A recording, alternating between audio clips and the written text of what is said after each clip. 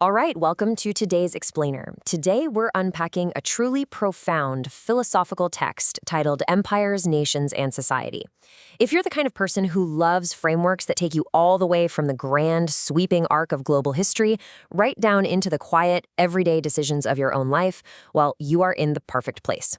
We're going to break down a fascinating set of principles today that will absolutely challenge how you think about power, resources, and ultimately your own personal legacy.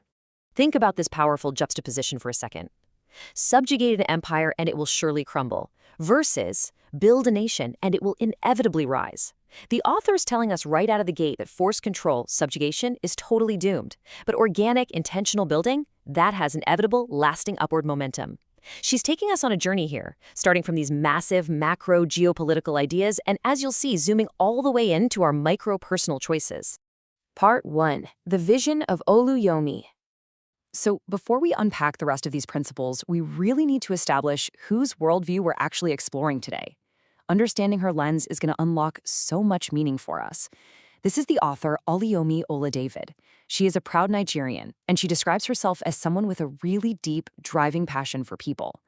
Her work isn't just theoretical up in the clouds. She's actively concerned about global development and transformation. She thrives on generating real solutions, influencing policy, and providing strategic clarity. Whenever she looks at a societal problem, her goal is always to cut through the noise and offer a clear path forward. To truly understand her, we have to look at her exact words because they completely ground her entire poetic framework. She writes, "I love people. I am concerned about global development and transformation. My Father God owns and rules the universe. He is the wheel within my wheels." You see, her insights aren't just cold, calculating political strategy. They're deeply personal. They are driven by a profound spiritual worldview. She sees a divine order to the universe, and she uses that exact perspective to try and generate actionable solutions for all of society. She categorizes the building blocks of any great society into four foundational pillars. We have culture, infrastructure, structure, and this really fascinating one she calls infrastructure. And no, that's not a typo. She's not just talking about the physical roads and bridges. Infrastructure is about the internal human framework. It's the inner workings of a society's mind and spirit. With this four-pillar foundation set, she begins to outline her rules for how the world actually operates. Part 2. The Rules of Geopolitics. Starting at the absolute highest level, when we talk about geopolitics in Oluyomi's framework, we're definitely not looking at a standard dictionary definition.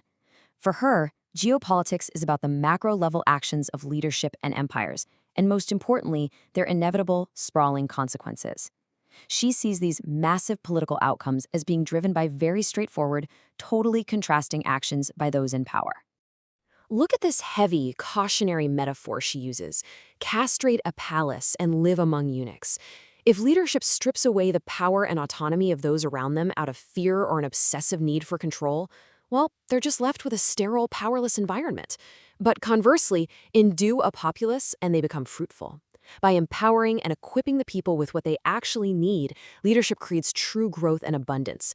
It's just a brilliant contrast between disempowering a fearful few versus empowering the many. Now notice the subtle but honestly profound distinction she makes here. Conquer a territory and claim the goods is the old brute force way of the world, right? Just taking land to extract its material wealth. But her alternative is to disciple a troop and redeem the treasure. She shifts the whole focus from claiming things to cultivating people. Discipling a troop takes time, it takes mentorship, it takes care, but it results in redeeming true, lasting value rather than just looting it. And she caps off her geopolitical thoughts with this stark warning: despise a marker in history and repeat its blunder. It's a punchy, direct line. If a society arrogantly ignores the clear markers and lessons of the past, they're absolutely guaranteed to make the exact same catastrophic mistakes. No way around it. Part 3. Geoeconomics and Resource Management.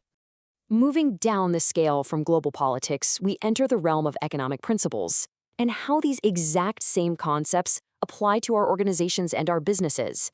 In her framework, economics isn't just about boring market graphs. It is a direct consequence of stewardship.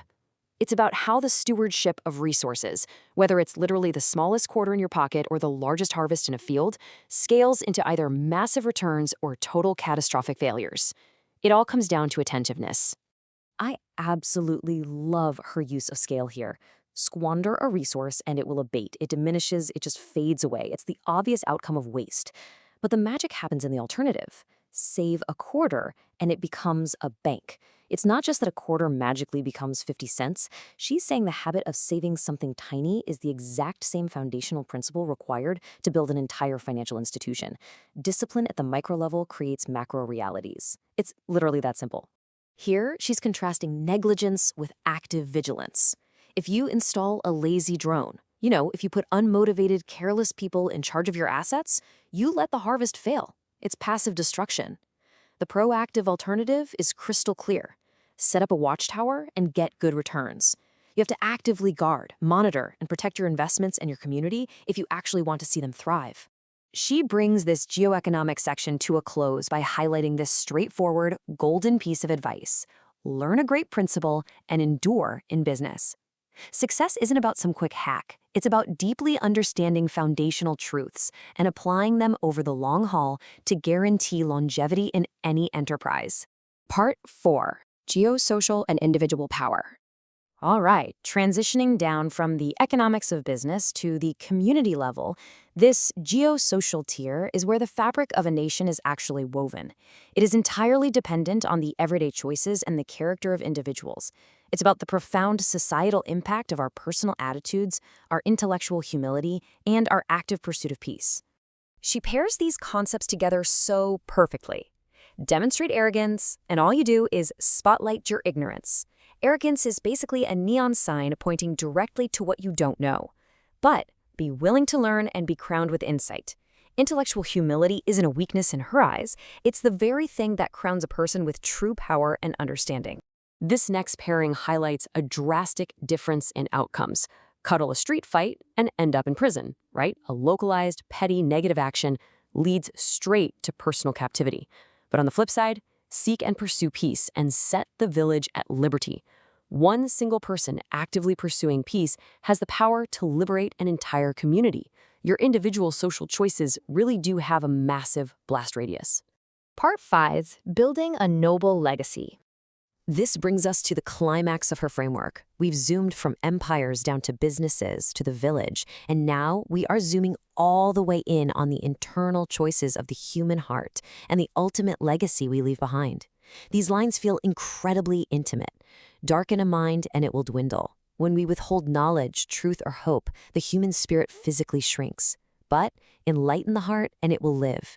She places so much focus on the mind and the heart as the true engines of life. If you want something to survive, you absolutely have to bring light to it. I love that she even connects our physical health and our personal consumption habits to her broader philosophical themes of consequence.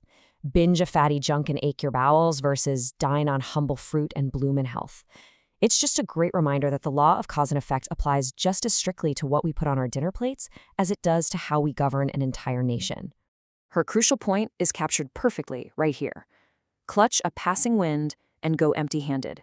If you spend your life hoarding things that are transient, temporary, and vain, you are inevitably going to end up with absolutely nothing.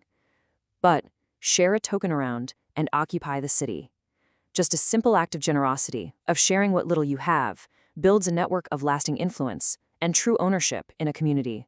We're going to wrap up today's explainer by turning Oluyomi's poetic framework into a direct, provocative question for you to take away.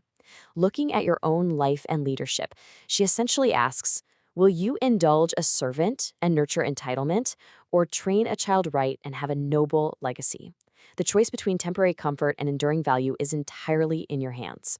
Thank you so much for joining me today, and hey, keep exploring these incredible ideas.